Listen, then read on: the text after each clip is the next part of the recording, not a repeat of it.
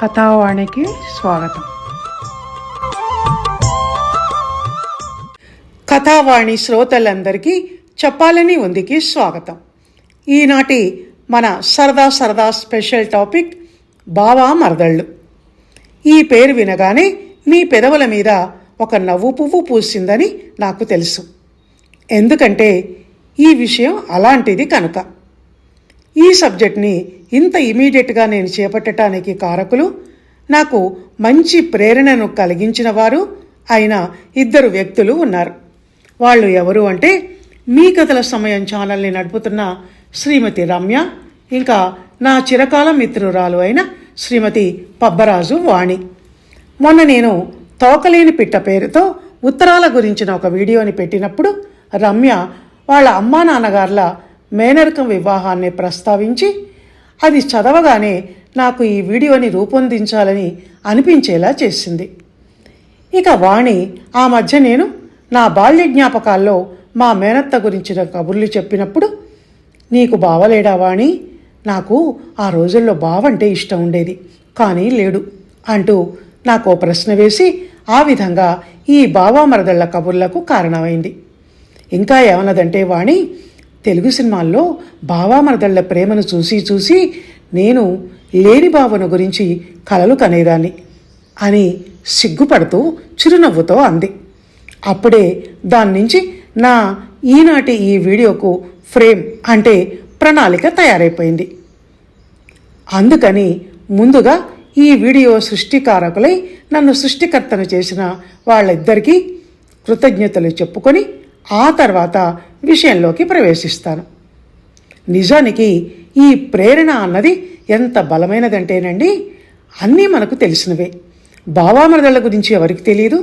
అందరికీ తెలుసు.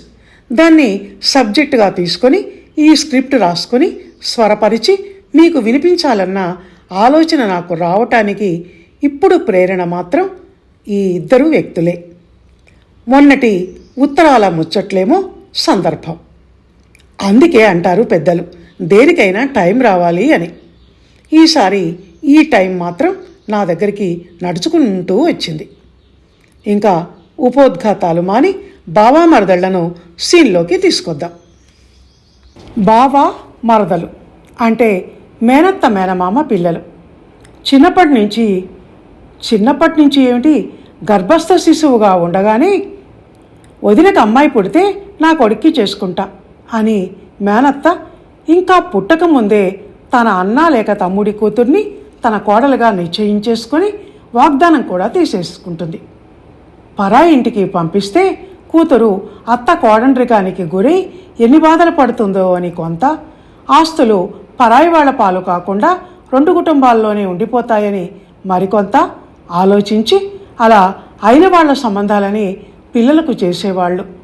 మేనమామతో పెళ్ళిళ్ళు కూడా ఏవి కానీ చాలా తక్కువనే చెప్పాలి. అలా చేసుకుంటే అమ్మమ్మ అత్త కావటం, తాతయ్య మామగారు కావటం జరుగుతుంది కనుక అలాంటి సంబంధాలతో వివాహాలు ఎక్కువగా జరిగేవి కావు. తెలుగు సాహిత్యంలోనూ సినిమా పాటల్లోనూ కూడా బావామరదళ్ళ సరసాలు, ప్రేమలు, పెళ్ళిళ్ళు ఇవే ఎక్కువగా కనిపిస్తాయి. ఆనాటి సినిమాలలో బావామరదళ్ళ ప్రేమ కథలు కోకొల్లలు. కౌమారప్రాయం నుంచే పక్కపక్క ఇళ్లలో ఉండో లేక అత్త ఊరి నుంచి వచ్చినప్పుడో కలుసుకొని బావామరదళ్ళు ఇద్దరూ ఆటలాడుకొని అంతలోనే పోట్లాడుకునే సన్నివేశాలు అనేకం ఉండేవి. బావా పన్నీరు, బావను పట్టుకొ తన్నేరు, వీధి తిప్పేరు, వీసెడు గంధం పూసేరు అన్నది బావను ఉడికిస్తూ ఒక మరదలు చిన్నతనంలో పాడిన పాట అయితే, అదే పాటను వయసు వచ్చాక బావా పన్నీరు, బావకు మరదలు బంగారు, బాజాలు మోగందే బాకాలు ఊదందే ఎందుకు కంగారు పాటగా రూపాంతరం చెందుతుంది. ఇంకా కోతి బావకు పెళ్ళంట, కోవెల కోట విడిదంట అన్నది బావను కోతితో పోల్చి మరో మరదలు పాడిన తుంటరి పాట మల్లీశ్వరి సినిమాలో. ఇక బావ ఒకచోట మరదలు మరొక చోట ఉంటే వాళ్ళు రాసుకునే ప్రేమలేఖలు ఎలా ఉండేవో నాకైతే అనుభవం లేదు, కానీ కథల ఊహించి మాత్రం కొంత చెప్పగలను. అసలు బావా అన్న ఆ రెండక్షరాలలోనే ఏదో మత్తు గమ్మత్తు ఉన్నట్టు అనిపిస్తుంది మరదలు పిలిచే పిలుపు వింటుంటే. తన బావతో ఆ మాటే అంటోంది ఓ మరదలు పిల్ల. ఆ ప్రేమలేఖ చదువుతాను, వినండి.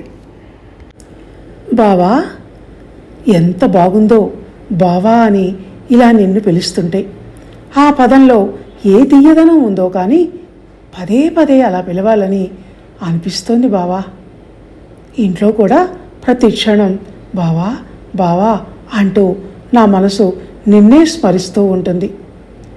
అసలు బావా అని నాలో నేను అనుకుంటూ నిన్ను తలుచుకోగానే నా మనసు వెల్లువ గోదావరిలా ఇంతెత్తున ఉవ్వెత్తున ఎగిసిపడి ఆనందానుభూతిని అనుభవిస్తూ ఉంటుంది. ఎందుకనో ఎన్నాళ్ళైంది బావా మనం కలిసి? క్షణమొక యుగంలా లెక్కేస్తే ఎన్ని యుగాలో కదా. నిన్ను చూడాలని నా మనసు తప్పించిపోతోంది బావా. నీ ధ్యాసతోనే పడుకుంటానేమో రాత్రులు కంటి మీద కునుకు కూడా రావటం లేదు. ఏడతానున్నాడో బావా అని నా మనసు నీకోసం విరహగీతం పాడుతోంది బావా. బావా, అక్కడ అంత పెద్ద పట్టణానికి సాఫ్ట్వేర్ ఉద్యోగం, కెరీర్ అంటూ నాకు దూరంగా నువ్వు వెళ్ళిపోయావు. ఇక్కడ మనసులో లేని స్థితిలో ఈ పల్లెటూరులో నేను. కన్ను మూసినా తెరిచినా నువ్వే కనిపిస్తున్నావు. ఇంకా నేను నీ ఈ ఎడబాటును భరించలేను బావా. త్వరగా వచ్చి నా మెడలో 3 ముళ్ళు వేసి నీ వెంట నన్ను కూడా తీసుకెళ్ళు.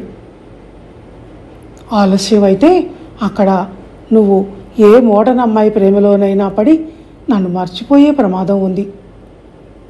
తెలుగు సినిమా కథలన్నీ అవేగా. మరదరెప్పుడు పల్లెటూరి అమ్మాయి అవటం, బావ కోసం కళ్ళల్లో ఒత్తులు వేసుకుని ఎదురు చూడటం, ఈలోగా ఏ స్లీవ్లెస్ బ్లౌజ్ అమ్మాయో అతగాడిని తన వల్లో వేసుకోవటం. ఆ విషయం తెలిసి మరదలు ఇక్కడ పల్లెటూరులో కంటికి కడివెడు కన్నీళ్లు అన్నట్టుగా ఏడవటం. ఇదిగో బావా, నేను ఇప్పుడే చెప్తున్నాను, నువ్వు గనక అలాంటి పని చేశావంటే దసరా బుల్లోడు సినిమాలో వాణిశ్రీలా నేను నీ ప్రియురాలి కోసం త్యాగాలు గట్రా ఏమీ చెయ్యను.